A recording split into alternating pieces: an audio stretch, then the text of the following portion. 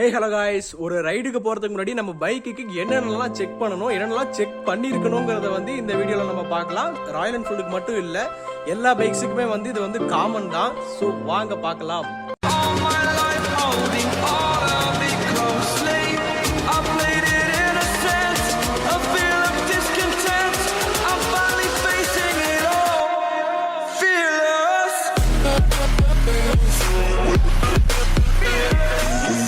பின்னாடி இருக்கிறதா பாத்தீங்கன்னா என்னோட ராயல் என்ஃபீல்டு கிளாசிக் 350. இதுக்கு வந்து நான் என்னென்ன செக் பண்ணிருக்கேன்றது நான் உங்களுக்கு வந்து இப்ப சொல்றேன். நீங்களும் வந்து உங்க பைக்குக்கு இதெல்லாம் செக் பண்ணிருக்கீங்களா அப்படிங்கறத பாருங்க. செக் பண்ணல அப்படின்னா சீக்கிரமா செக் பண்ணிக்கங்க.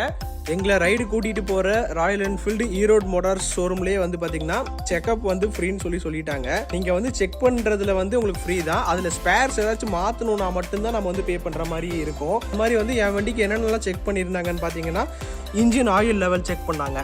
இன்ஜின் ஆயில் லெவல் வந்து செக் பண்ணிட்டு எனக்கு வந்து ஓகேன்னு சொல்லிட்டாங்க. இன்ஜின் ஆயில் லெவல் வந்து நல்லா இருக்குன்னு சொல்லிட்டாங்க. நெக்ஸ்ட் வந்து பாத்தீங்கன்னா ஏர் ஃபில்டர் காட்டுறேன் பாருங்க.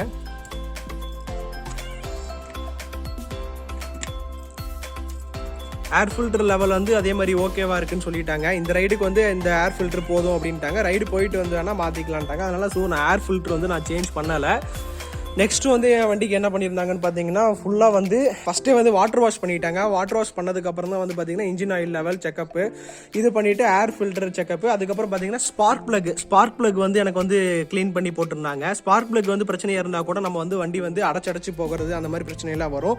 அதே மாதிரி பர்ஃபார்மன்ஸில் ஏதாச்சும் பிரச்சனை வரும். ஸோ அதனால ஸ்பார்க் பிளக் ரெண்டுமே வந்து அதையும் செக் பண்ணி கொடுத்துட்டாங்க. எடுத்து கலட்டி அதையும் செக் பண்ணி கொடுத்துட்டாங்க. நெக்ஸ்ட் வந்து பார்த்தீங்கன்னா செயின் ஸ்ப்ராக்கெட் தான் மெயின். செயின் ஸ்ப்ராக்கெட் வந்து பார்த்துட்டு செயின் ஸ்ப்ராக்கெட் என்னோட வந்து நல்லா இருக்குன்னு சொல்லிட்டாங்க. கொஞ்சம் அட்ஜஸ்ட்மெண்ட் மட்டும் பண்ணியிருந்தாங்க. அட்ஜஸ்ட்மெண்ட் பண்ணிட்டு செயின் கிளீனிங் அண்ட் லூப் பண்ணி கொடுத்துட்டாங்க. என்னோட செயின் ஸ்ப்ராக்கெட் நல்லா இருக்கனால பிரச்சனை இல்லை. சப்போஸ் வந்து உங்க செயின் ஸ்ப்ராக்கெட் போயிருக்கு அப்படின்னா உங்களுக்கு வந்து செயின்ல ஏதாச்சும் தடன்னு சவுண்ட் வருது அப்படின்னா செயின் ஸ்ப்ராக்கெட் வந்து செக் பண்ணிக்கோங்க. அதே மாதிரி மாத்துறதா இருந்தாலும் மாத்திருங்க ரைடு போறதுக்கு முன்னாடி. ஏன்னா செயின் ஸ்ப்ராக்கெட் ஏதாச்சும் கட் ஆயிடுச்சுனாவோ ஏதாச்சும் பிரச்சனை இருந்துச்சுனாவோ நம்ம ரைடே மொத்தமா கொலாப்ஸ் ஆயிடும்.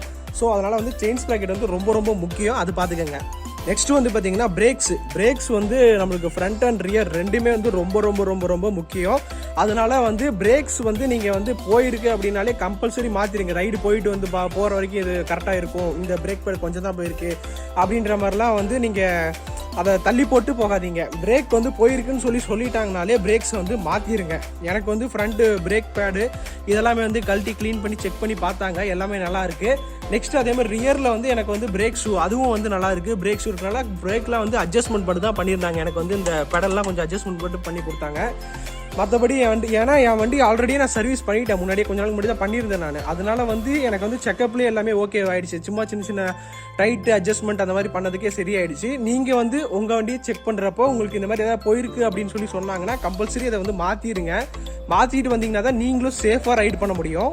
நெக்ஸ்ட் வந்து பார்த்தீங்கன்னா ஒயரிங் வந்து செக் பண்ணி கொடுத்துருந்தாங்க. இன்டீரியராக இருக்கட்டும், அதே மாதிரி அந்த ஹெட்லைட்டு, இண்டிகேட்டர்ஸ் இந்த மாதிரியான ஒயரிங்ஸும் வந்து எல்லாமே லைட்டிங்லாம் கரெக்டாக இருக்கா, எரியுதா அப்படின்றத வந்து கொஞ்சம் செக் பண்ணி கொடுத்தாங்க. அப்புறம் நெக்ஸ்ட் வந்து ஹாரன், மெயினாக வந்து ஹாரன் வந்து பார்த்துக்கோங்க. ஹாரன் நல்லா அடிக்கலை அப்படின்னா நீங்கள் வந்து அதையும் கரெக்ட் பண்ணிக்கோங்க. ஹாரன் நம்மளுக்கு வந்து ரைடுக்கு ரொம்ப ரொம்ப முக்கியம். அது இல்லாட்டி ஓட்டுறதுக்கு வந்து கொஞ்சம் கம்ஃபர்டாகவே இருக்காது. ஹாரன் வந்து சரியா அடிக்கல அப்படின்னா. எனக்கு வந்து ரெண்டு ஹாரன்ல வந்து ஒரு ஹாரன் வந்து சரியா அடிக்காமல் இருந்துச்சு.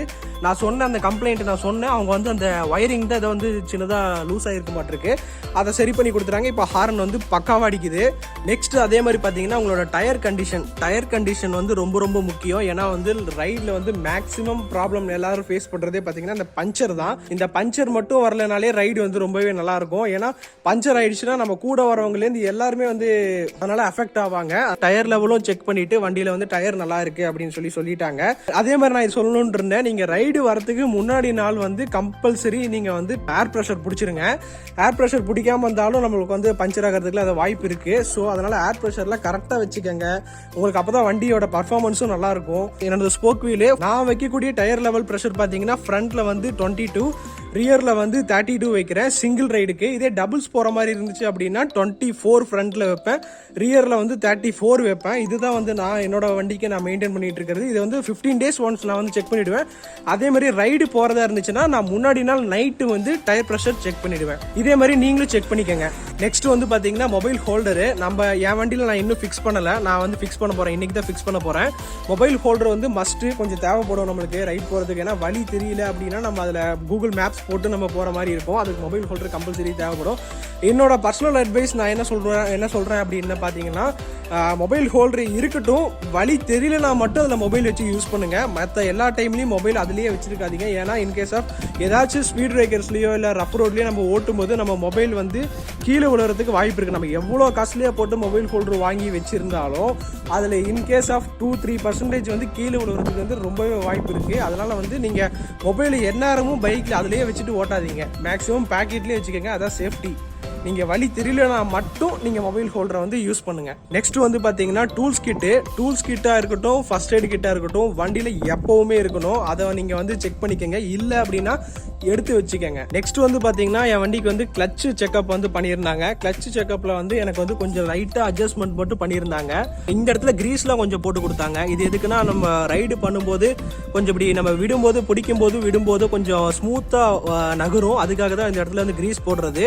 இந்த இடத்துல கிரீஸ் போட்டு கொஞ்சம் கொடுத்தாங்க. அதுலேருந்து வந்து எனக்கு வந்து யூஸ் பண்ணுறதுக்கு ரொம்ப ஸ்மூத்தாக இருக்குது கிளச்சு. நெக்ஸ்ட் வந்து பார்த்தீங்கன்னா மிரரை வந்து அட்ஜஸ்ட்மெண்ட் பண்ணி கரெக்டாக வச்சிருக்கணும். நம்மளுக்கு வந்து 2 மிரருமே ரைட் அண்ட் லெஃப்ட் வந்து நல்லா தெரிகிற மாதிரி கரெக்டாக நம்ம வந்து வச்சு அட்ஜஸ்ட் பண்ணியிருக்கணும். பண்ணலாம் அப்படின்னா பண்ணிக்கோங்க. ஏன்னா வந்து நம்மளுக்கு பின்னாடி வர ரைடர்ஸ் வந்து ஏதாச்சும் சிக்னல் கொடுத்தாவோ ஹை பீம் லோ பீம் பண்ணாவோ நமக்கு வந்து தெரியணும், அவங்களுக்கு ஏதாச்சும் இஷ்யூ இருக்கா என்னன்றதை பார்க்கணும். இன்னொன்று அது மட்டும் இல்லை, ஏன் உங்களுக்குமே வந்து அது யூஸ்ஃபுல் தான். யாராச்சும் வந்து ஓவர்டேக் பண்ணுறாங்க, ரைட் சைடு லெஃப்ட் சைடு யாராச்சும் ஓவர்டேக் பண்ணுறாங்கனாலும் அதுக்கு வந்து மிரரை வந்து ரொம்பவே ஒரு மஸ்ட்டு நான் சொல்லுவேன். மிரரை வந்து கழட்டிடாதீங்க, மிரர் வந்து வச்சுக்கோங்க. நெக்ஸ்ட் வந்து பார்த்தீங்கன்னா battery level checkup. Battery level வந்து கரெக்டாக இருக்கான்னு சொல்லிட்டு அதுவும் செக் பண்ணி எனக்கு கொடுத்தாங்க. பேட்டரி லெவல்லையும் என் வண்டி வந்து ஓகேவாயிடுச்சு. பேட்டரி லெவலில் இன்கேஸ் ஆஃப் ஏதாச்சும் வந்து சொன்னாங்க அப்படின்னா அதையும் வந்து சார்ஜ் பண்ணிக்கோங்க. இல்லாட்டி அவங்க என்ன ஃபர்தராக சொல்கிறாங்களோ அதுக்கேற்ற மாதிரி நீங்கள் உங்கள் வண்டியை வந்து சரி பண்ணி வச்சுக்கோங்க. அதான் நல்லது. ஏன்னா பேட்டரியும் வந்து கிக்கர் இருக்கிற வண்டிக்கு ஓரளவு பிரச்சனை இல்லை. ஏன் அப்படின்னா பேட்டரி சப்போஸ் உக்காந்தா கூட கிக்கர் பண்ணி கூட நம்ம வந்து பேட்டரி வச்சு ஸ்டார்ட் பண்ணி வந்துடலாம். ஆனால் வந்து கிக்கர் இல்லாத வண்டிக்கு தான் வந்து இது வந்து கொஞ்சம் பெரிய இஷ்யூ. ஏன்னா இன்டர்செப்டர் அப்புறம் ஹிமாலயன் இந்த மாதிரி வண்டிக்கெலாம் பார்த்தீங்கன்னா கிடையாது, கிக்கர் கிடையாது. அதுக்கெலாம் வந்து செல்ஃப் மட்டும்தான். அப்படிங்கிறப்போ அந்த வண்டியில் மஸ்ட் செக் பண்ணணும் பேட்டரி வந்து. ஸோ பேட்டரி வந்து கொஞ்சம் கரெக்டாக செக் பண்ணி வச்சுக்கோங்க. நெக்ஸ்ட் வந்து நான் இதை சொல்லணும்னு இருந்தேன், ஃபாக் லேம்ப் வச்சிருக்கீங்க அப்படின்னா மேக்ஸிமம் வந்து யூஸ் பண்ணாதீங்க. ஏன் சொல்கிறேன் அப்படின்னா நம்ம குரூப் ரைடு போகும்போது அந்த லைட்டே வந்து நமக்கு போதுமானது தான். ஃபாக் லேம்ப் வந்து நம்ம சிங்கிள் ரைடாக போகிறோம் அப்படின்னா தான் எமர்ஜென்சிக்கு தேவைப்படுமே தவிர குரூப் ரைடுக்கு வந்து தேவைப்படாது. இன்கேஸ் நீங்கள் அதை ஆன் பண்ணிட்டு ஓட்டினீங்கன்னா ஆப்போசிட்டில் வரவங்களுக்கும் வந்து கண்ணு கூசும். நெக்ஸ்ட் வந்து உங்களுக்கு முன்னாடி போயிட்டு இருக்க ரைடருக்குமே பார்த்தீங்கன்னா அந்த மிரரில் பட்டு அவங்களுக்குமே வந்து கண்ணு கூசுறதுக்கு வந்து வாய்ப்பு இருக்குது. ஸோ அதனால் மேக்ஸிமம் ஃபாக் லேம்ப் வச்சுருக்கவங்க ஃபாக் லேம்பை வந்து ஆன் பண்ணாதீங்க. அதுதான் என்னோட ரெக்வஸ்ட்டாக நான் சொல்லுவேன். அதே மாதிரி ரைடு போகிறவங்களுக்கு ஒரு ஹெல்மெட் எந்த அளவுக்கு முக்கியமோ அதே மாதிரி ஹெல்மெட் லாக்கும் அந்த அளவுக்கு முக்கியம். ஏன் சொல்கிறேன் அப்படின்னா நீங்கள் எங்கேயாச்சும் வந்து நம்ம ஃபால்ஸுக்கு போகலாம், அந்த மாதிரி ஏதாவது ஒரு இடத்துக்கு வந்து வண்டி நிப்பாட்டிட்டு போகிற சுச்சுவேஷன் வரும். அந்த டைமில் வந்து ஹெல்மெட்டை தூக்கிட்டுலாம் நம்ம வந்து சுற்றிட்டு இருக்க முடியாது. நம்ம வந்து ஹெல்மெட் லாக் ஒன்று வச்சுருந்தீங்க அப்படின்னா அந்த லாக்கை வந்து நம்ம ஹேண்டில் பாரில் போட்டு ஹெல்மெட்டை வந்து சேஃபாக டேங்க் மேலே வச்சுட்டு போகலாம். ஹெல்மெட் லாக் பார்த்தீங்கன்னா நான் இதில் வந்து கேரி பண்ணிகிட்டு இருக்கேன். அதாவது பம்பரில் வந்து இந்த மாதிரி ஒரு 2-3 சுற்றிட்டு பம்பரில் வந்து நான் இந்த மாதிரி போட்டு வச்சுருவேன். ஏன் அப்படின்னா வந்து மற்ற இடத்துலலாம் போடலாம், நம்ம வந்து இந்த ஹூக்லேயோ இல்லை வந்து சாரிகர்லேயோ நான் மாட்டினா அப்படின்னா இதில் உரசிக்கிட்டே வருது, டக்குன்னு அடிச்சுக்கிட்டே வருது. அதனாலேயே வந்து ஸ்க்ராச்சஸ் ஆகுது.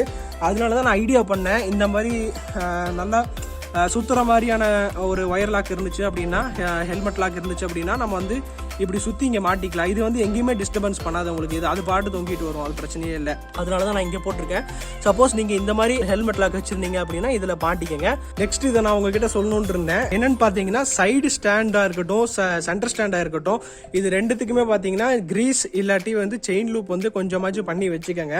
ஏன்னா அப்போ தான் வந்து அதை எடுக்கிறதுக்கும் போடுறதுக்கும் வந்து ஈஸியாக இருக்கும். அதே மாதிரி நெக்ஸ்ட் வந்து பார்த்தீங்கன்னா நீங்கள் ஏதாச்சும் ஒரு ஆஃப் ரோட் மாதிரி நம்ம பண்ணுறோம், இல்லை ரஃப்பான ரோட்ஸில் ஓட்டிட்டு வரோம் அப்படின்னா நீங்கள் ஓட்டி முடிச்சதுக்கப்புறம் செக் பண்ண வேண்டியது என்னென்னா இன்ஜின் ஆயில் மட்டும் அடியில் வந்து நம்மளுக்கு வந்து லீக் ஆகுதான்றதை மட்டும் செக் பண்ணிக்கோங்க. லீக் ஆகும்போதே தெரிஞ்சுக்கிட்டோம்னா எதையாச்சும் ஒன்று பண்ணி நம்ம வந்து சரி பண்ணிடலாம். ஸோ அதனால் ஆஃப் ரோட் மாதிரிலாம் எங்கேயாச்சும் பண்ணுறீங்க அப்படின்னா பண்ணிவிட்டு வந்து இன்ஜினுக்கு அடியில் வந்து செக் பண்ணிக்கோங்க. ஆயில் ஏதாச்சும் லீக் ஆகுதா அப்படிங்கிறத வந்து செக் பண்ணிக்கோங்க. நமக்கே தெரியாமல் அடிபடுறதுக்கு வாய்ப்பு இருக்குது. ஸோ ஃபஸ்ட்டு டைம் இந்த மாதிரி ஆஃப் ரோட் பண்ணுறவங்களாம் கொஞ்சம் கேர்ஃபுல்லாகவே பண்ணுங்கள். ஏன்னா வந்து ரோடும் கொஞ்சம் மோசமாக இருக்கும். இன்ஜினில் வந்து கல்லெல்லாம் அடிபடுறது வந்து தெரியாது அவங்களுக்கு. வந்து இதில் ஏற்றுனா கரெக்டாக இருக்குமான்றது கூட தெரியாது. அதனால் வந்து ஃபஸ்ட்டு டைம் பண்ணுறவங்க ஆஃப் ரோட் பண்ணுறவங்க வந்து கொஞ்சம் கேர்ஃபுல்லாகவே வண்டி ஓட்டுங்க. அதே மாதிரி பார்த்தீங்கன்னா கிளச்சை வந்து கரெக்டாக நம்ம வந்து பிடிச்சி கியர் மாற்றணும். அதை வந்து நிறைய பேர் பண்ணுறது இல்லை. ஆஃப் கிளச்சிலே டக்குன்னு கியரை மாற்றிட்டு போயிடுறீங்க. இதனால் கிளச் பிளேட்லாம் சீக்கிரமாக டேமேஜ் ஆகும்.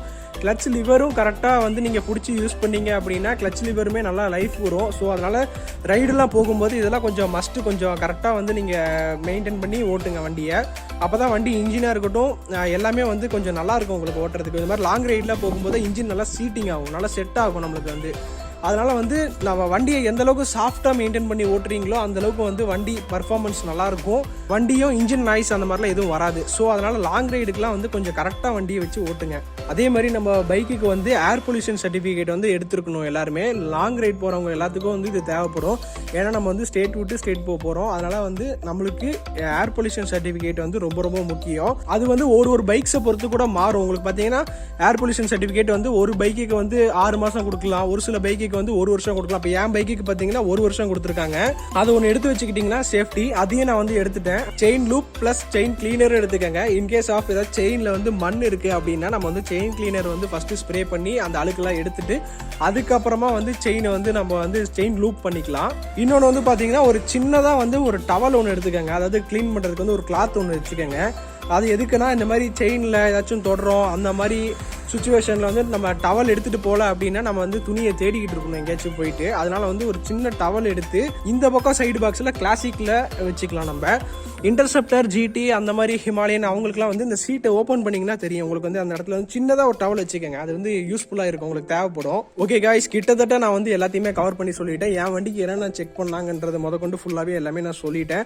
நெக்ஸ்ட் வந்து பார்த்தீங்கன்னா வண்டிக்கு வந்து பேப்பர்ஸ் வந்து ரொம்ப முக்கியம். நீங்கள் வந்து அதை டேங்க் கவர்லேயும் ஒரு செட் வச்சுக்கோங்க. இன்னொன்று வந்து ஒரு செட்டு வந்து பேக்கில் வச்சுக்கோங்க. அது வந்து பேக்கப்பாக இருக்கட்டும். சப்போஸ் வந்து டேங்க்ல இருக்கிறது ஏதாச்சும் ஒரு மழையில நனைஞ்சோ இல்லை வந்து தொலைஞ்சிருச்சுனாவோ கிழிஞ்சிருச்சுனாவோ நம்மளுக்கு வந்து பேக்ல இருக்கிறது வந்து யூஸ் ஆகும். அதனால 2 செட் ஆஃப் எடுத்து வச்சுக்கோங்க. மொபைல்லையும் வந்து டவுன்லோட் பண்ணி வச்சுக்கோங்க சேஃப்டி. ஏன்னா வந்து நம்ம போகிறது வந்து லாங் ரைடு, அதனால வந்து மஸ்ட் அதெல்லாம் தேவை. ஓகே கைஸ், இந்த வீடியோ அவ்வளவுதான். இந்த வீடியோ வந்து நான் முடிஞ்ச அளவுக்கு எல்லாத்தையுமே வந்து என்னென்ன சொல்லணும்னு நினச்சேனோ அது எல்லாத்தையுமே வந்து கவர் பண்ணி நான் உங்களுக்கு வந்து டீட்டெயிலாக எக்ஸ்பிளைன் பண்ணியிருக்கேன். இந்த வீடியோ பிடிச்சிருந்தா லைக் பண்ணுங்கள், ஷேர் பண்ணுங்கள், சப்ஸ்கிரைப் பண்ணுங்கள். மாஸ்க் போடாமல் போகாதீங்க வெளியில். மறக்காமல் மாஸ்க் போட்டு போங்க. நானும் மாஸ்க் போட்டு தான் வண்டி ஓட்ட போகிறேன். தேங்க்யூ ஃபார் வாட்சிங். Bye bye.